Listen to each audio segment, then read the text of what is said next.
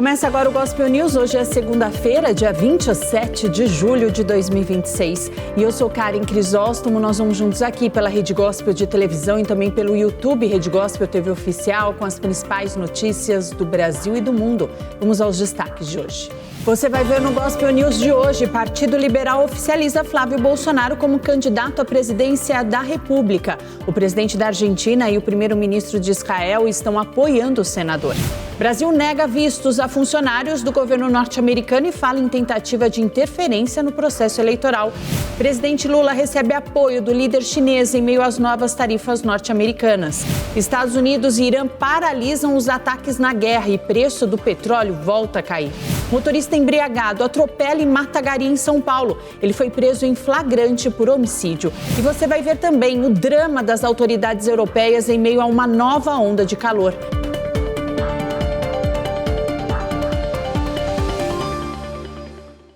Boa noite. O Partido Liberal oficializou Flávio Bolsonaro como candidato à presidência. O evento contou com a presença do presidente da Argentina, Javier Milei, e um vídeo especial do primeiro-ministro de Israel, Benjamin Netanyahu.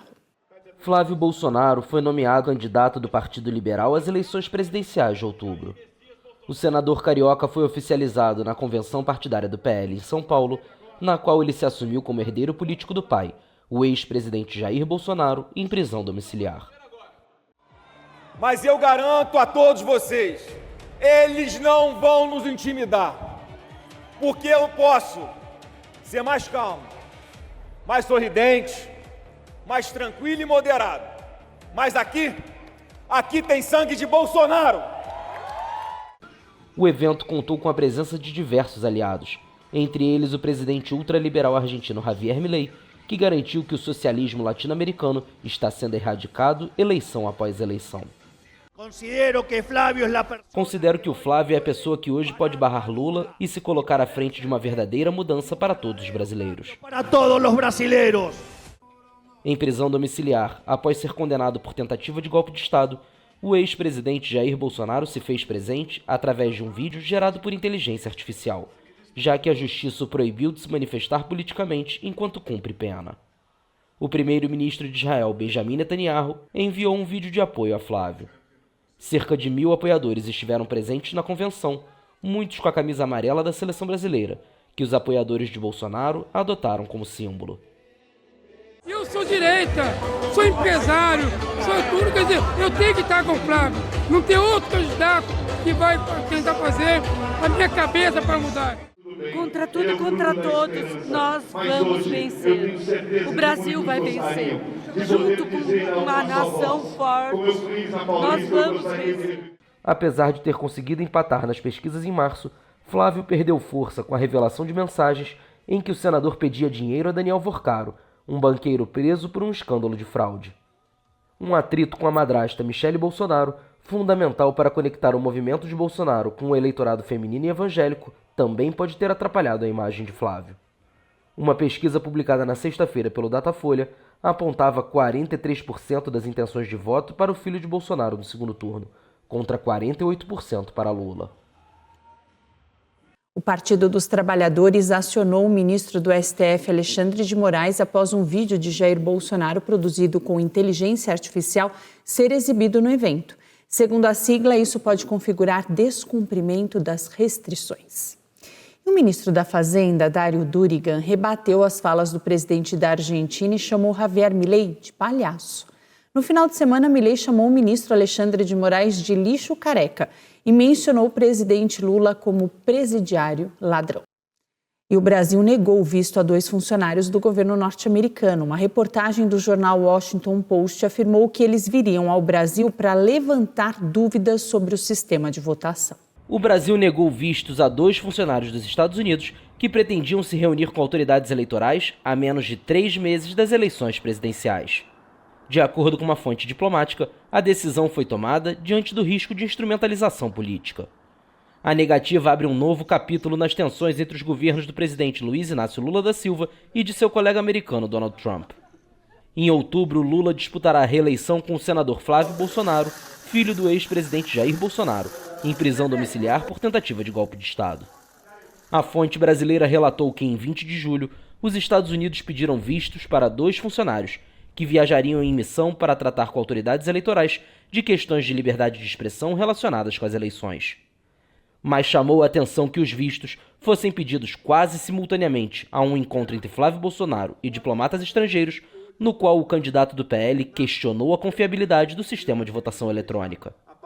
Flávio usou argumentos similares aos que levaram em 2023 à inelegibilidade de seu pai, mais tarde também condenado por tentativa de golpe de Estado. Segundo a fonte, diante deste cenário, a representação diplomática brasileira negou os vistos aos funcionários americanos. Consultadas pela AFP, as autoridades americanas não reagiram de imediato. O governo Trump impôs este mês 2 rodadas de tarifas aduaneiras a produtos brasileiros, que se somaram a outras sanções contra o Brasil, implementadas por Washington desde o ano passado. Lula acusa Flávio Bolsonaro de ser um traidor da pátria que teria incentivado o tarifaço americano, o que ele nega. Aliado de Jair Bolsonaro durante sua presidência, Trump apoiou candidatos da direita em eleições recentes em outros países latino-americanos, como Argentina, Colômbia e Honduras. O presidente da China, Xi Jinping, declarou apoio ao Brasil e rejeitou a suposta interferência externa. O líder chinês e o presidente Lula conversaram por telefone nesse final de semana. O presidente chinês Xi Jinping expressou apoio nesta segunda-feira ao colega brasileiro Luiz Inácio Lula da Silva em sua oposição à interferência externa. Os 2 governantes conversaram por telefone há apenas 3 meses das eleições no Brasil. A agência estatal de notícias Xinhua informou que Xi declarou a Lula que a China valoriza muito o status internacional do Brasil e sua importante influência, e acrescentou que Pequim apoia o Brasil na salvaguarda de sua soberania e independência, na oposição à interferência externa e na sua contribuição para a manutenção da paz e estabilidade regionais e mundiais. Lula disse na rede social X que ele e Xi concordaram sobre a importância de acelerar as tratativas para um acordo Mercosul-China. Na ligação de mais de 1 hora, Lula afirmou que seu governo segue comprometido com a diversificação de mercados e parceiros comerciais, em meio à pressão tarifária dos Estados Unidos sobre o Brasil. O governo americano impôs nas últimas semanas 2 novas tarifas sobre produtos brasileiros. Lula disse que as tarifas americanas são uma tentativa de exercer influência política em um ano eleitoral. Pesquisa Nexus BTG mostrou hoje que o presidente Lula está em empate técnico com Flávio Bolsonaro, Ronaldo Caiado e Romeu Zema em um eventual segundo turno das eleições. A margem de erro desse levantamento é de 2 pontos percentuais para mais ou para menos. 2.004 pessoas foram ouvidas entre os dias 24 e 26 de julho e o nível de confiança é de 95%. O governo federal lançou hoje o programa Move Brasil para facilitar o financiamento de motocicletas e bicicletas para entregadores de aplicativo e mototaxistas. De acordo com o governo, os veículos vão precisar seguir alguns critérios para entrar no programa. O motor das motocicletas poderão ter até 160 cilindradas ou até 7.500 watts para modelos elétricos. Já as bicicletas elétricas podem ter até 1.000 watts. Segundo o programa, os veículos também vão precisar ser do tipo Flex e ter 0 quilômetros, além de ser fabricados aqui no Brasil. A previsão do governo é de financiar 100.000 veículos. O financiamento vai cobrir 100% do valor, sem a necessidade de entrada. E a taxa de juros foi fixada em 12,5% ao ano para homens e 11,5% ao ano para mulheres. O crédito também será estendido para apoiar empresas na ampliação de redes de recarga ou de troca de baterias para modelos elétricos. Falando em crédito, o Ministério da Fazenda está de olho no impacto econômico da medida que retirou os impostos dos produtos importados. Durante uma entrevista, o ministro da Fazenda, Dário Durigan, disse que pode propor ao presidente Lula o retorno da taxação, ou seja, voltar a cobrar o imposto desses produtos caso seja necessário. O número de encomendas internacionais disparou após o fim da taxa das blusinhas. Segundo a Receita Federal, somente em junho, mais de 28 milhões de produtos chegaram ao país. O aumento de 118% em relação a junho do ano passado. E os preços do petróleo caíram nesta segunda-feira após os Estados Unidos e o Irã interromperem os ataques nesse final de semana. O ministro das Relações Exteriores do Irã disse que não há negociações entre os países. O Irã não está atualmente negociando com os Estados Unidos a respeito da guerra no Oriente Médio, mesmo que ambos os lados tenham suspendido as hostilidades. A afirmação foi feita nesta segunda-feira pelo Ministério das Relações Exteriores iraniano, que também negou que Teherã tenha solicitado a abertura de um diálogo. Sim, é possível que intermediários nos transmitam mensagens do lado americano sobre os desdobramentos na região, mas no momento não estamos participando de nenhuma negociação com os Estados Unidos.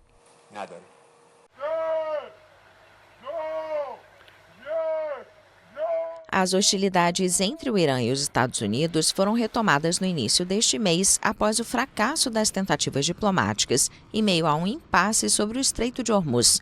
Mas os combates cessaram na madrugada de sábado após 13 dias de ataques mútuos.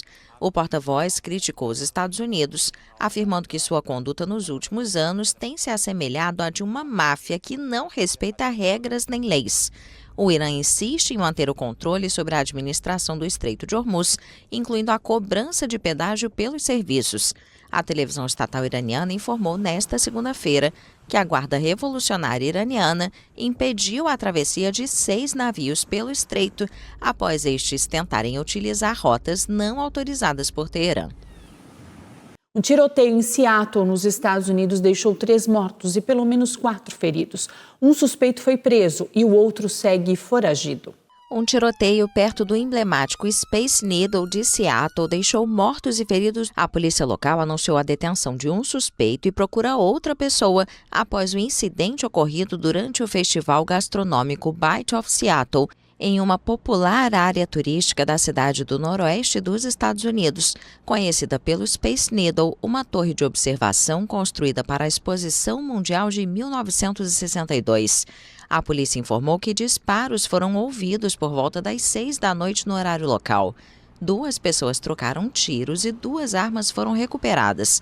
Agentes da equipe SWAT da Patrulha Estadual foram mobilizados para ajudar a polícia local. A prefeita Kate Wilson classificou o tiroteio como um ato de violência atroz. A porta-voz do Centro Médico Harborville, Susan Gregg, declarou que o hospital recebeu 4 vítimas do tiroteio. Uma criança, um homem de 23 anos, uma mulher de 39 e outra de idade desconhecida, que foi encaminhada para a cirurgia. De acordo com o vice-comandante da polícia, as pessoas hospitalizadas apresentavam condição estável. O presidente de Cuba, Miguel Díaz, acusou os Estados Unidos de tentarem tomar o país. Um relatório do Departamento de Estado norte-americano diz que Cuba se infiltrou no governo para apoiar uma onda de terrorismo de esquerda no país. O presidente cubano, Miguel Díaz-Canel, acusou os Estados Unidos de tentarem tomar o controle do país. Desde janeiro, o governo de Donald Trump vem implementando uma política de pressão máxima contra a ilha comunista.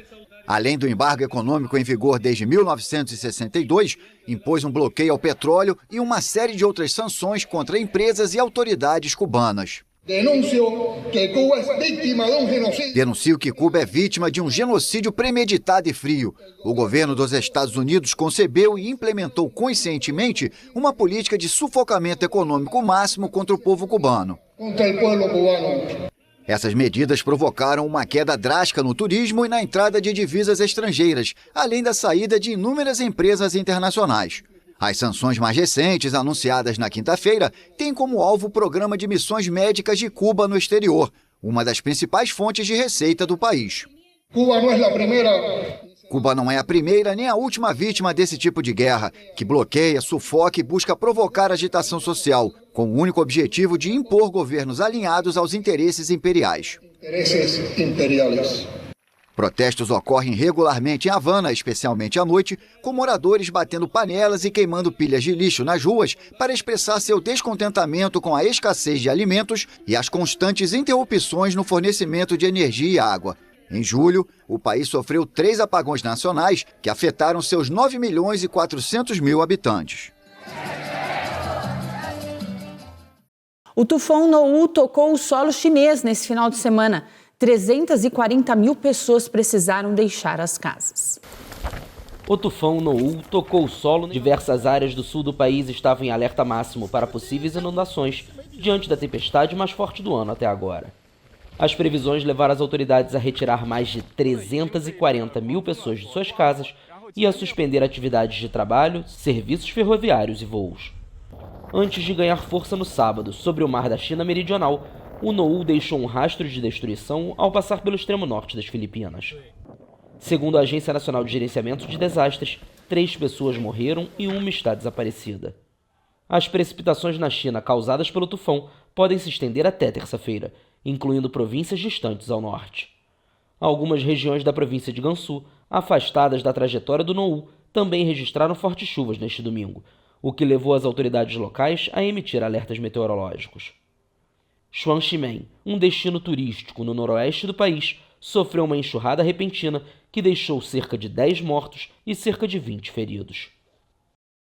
17 pessoas seguem desaparecidas após um naufrágio no mar da China. 45 já foram resgatadas. Equipes de resgate buscavam 17 pessoas desaparecidas após o naufrágio no mar da China Meridional de uma embarcação vietnamita com 62 tripulantes a bordo. Equipes vietnamitas chegaram ao local após a embarcação Koi Yungen 18, que operava em condições climáticas adversas, ter afundado. Uma porta-voz da chancelaria do Vietnã acrescentou que forças de resgate chinesas e outras embarcações colaboram nas buscas, com 45 pessoas já resgatadas. Segundo a emissora estatal chinesa CCTV, o Koi Nguyen 18 enfrentou dificuldades perto do chamado Recife da Cruz de Fogo, uma formação rochosa no arquipélago das Ilhas Spratly, controlado por Pequim, mas também reivindicado pelo Vietnã e pelas Filipinas. Pequim afirma ter direito sobre grande parte das ilhas e recifes no mar da China Meridional, incluindo águas e ilhas próximas às costas de vários países vizinhos. E embora uma decisão de 2016 de um tribunal internacional tenha declarado que suas reivindicações não têm fundamento legal. No próximo bloco, homem é preso após atropelar e matar trabalhador da coleta de lixo em São Paulo. E o PT confirma Fernando Haddad para governador.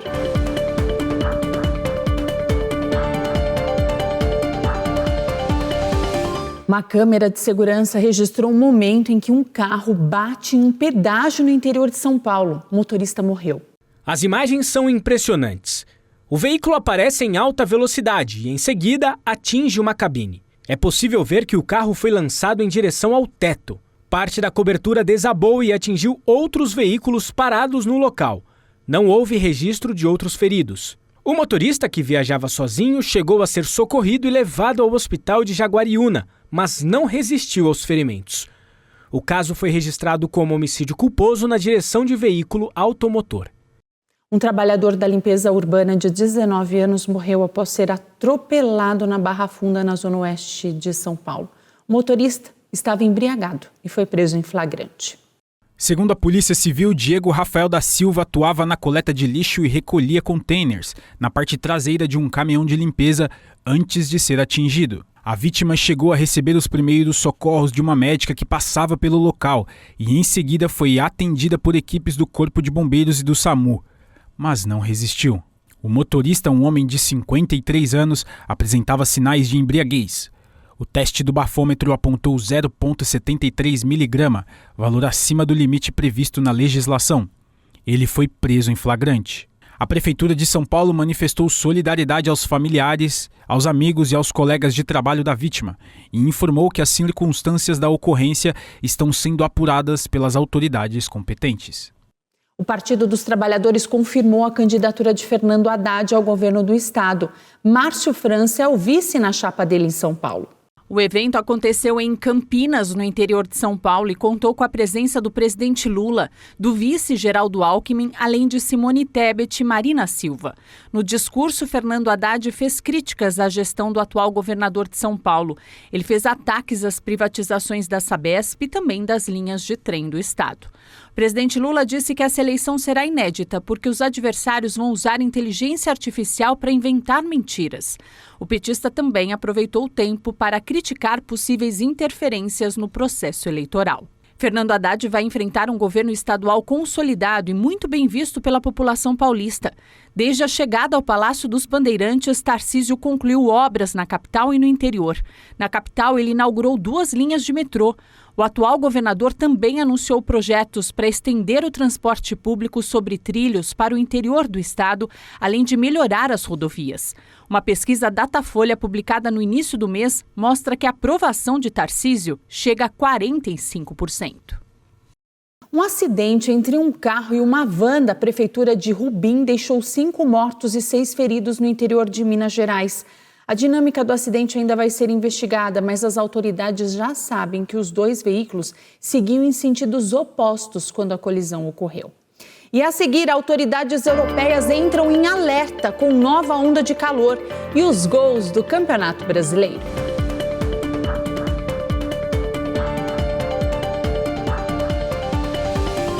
Autoridades europeias seguem combatendo os incêndios. O presidente da França, Emmanuel Macron, convocou uma reunião de crise por conta de uma nova onda de calor. O avanço dos incêndios de magnitude histórica desacelerou na Espanha. Durante a noite de domingo para segunda-feira, a queda das temperaturas, a diminuição do vento e a maior umidade favoreceram o trabalho dos bombeiros. Depois de um início de verão no hemisfério norte marcado pelo calor intenso e pela seca, vários incêndios, a maioria em Madrid e suas imediações, queimaram dezenas de milhares de hectares e obrigaram 75 mil pessoas a abandonarem suas casas ou locais de férias. Algumas vão poder retornar a partir desta segunda-feira, mas sem saber se as residências sucumbiram ou não às chamas. Para as 32 pessoas que viviam neste acampamento em Navaluenga, situado a 130 quilômetros de Madrid, não existe mais a esperança de voltar para casa. Pues me siento fatal, la verdad. Es un estado muy malo y Para ser sincera, me sinto péssima. É uma situação muito angustiante e difícil de explicar. É uma sensação de impotência e de enorme inquietação. Você não sabe o que fazer nem como agir. Não sabe se vai conseguir superar isso ou não. Acho que é impossível, não dá para superar. É algo muito complicado. Vas a poderlo sacar para adelante ou não, creo que é impossível, não se pode sacar. Então é muito complicado. O incêndio, que começou na província de Ávila, mas que se estendeu à região de Madrid, é o maior incêndio florestal da história recente da Espanha, com quase 50 mil hectares afetados. Além dos incêndios próximos à capital, outro foco afeta o leste do país, em Castellón, para onde o primeiro-ministro espanhol Pedro Sánchez viajou nesta segunda-feira. O que é certamente verdade é que a emergência climática, especificamente o aumento sustentado e sistemático das temperaturas que testemunhamos ano após ano, está aumentando exponencialmente a propagação e a gravidade dos incêndios que enfrentamos. Vale destacar que os incêndios que ocorrem em todo o país, de Almeria, Ávila e Madrid até, naturalmente, aqui mesmo em Castellón, entre muitos outros locais, apresentam cada vez mais padrões semelhantes. Lógicamente, aqui em Castellón, además de outros tantos. Segundo as autoridades, segunda e terça são dias absolutamente centrais para controlar o fogo, porque a partir de quarta-feira, as previsões meteorológicas são realmente negativas. Uma nova onda de calor pode levar as temperaturas a até 40 graus no centro e no sul do país e voltar a dificultar os trabalhos de combate às chamas. E na Espanha, os trabalhos continuam para conter as chamas. 75 mil pessoas precisaram deixar as casas. O grande incêndio nas imediações de Bordeaux, no sudoeste da França, registrou nesta segunda-feira menos focos ativos, mas o presidente Emmanuel Macron convocou uma reunião de crise devido ao temor de que uma nova onda de calor agrave a situação. A França enfrenta vários incêndios ativos, mas o foco mais preocupante é o declarado ao noroeste de Bordeaux, que já destruiu 42 mil hectares e obrigou a retirada de 220 mil pessoas. O prefeito de Les Cap-Ferret, um município atingido logo no início do incêndio e um famoso destino turístico, voltou a pedir que as pessoas não viajem para a região.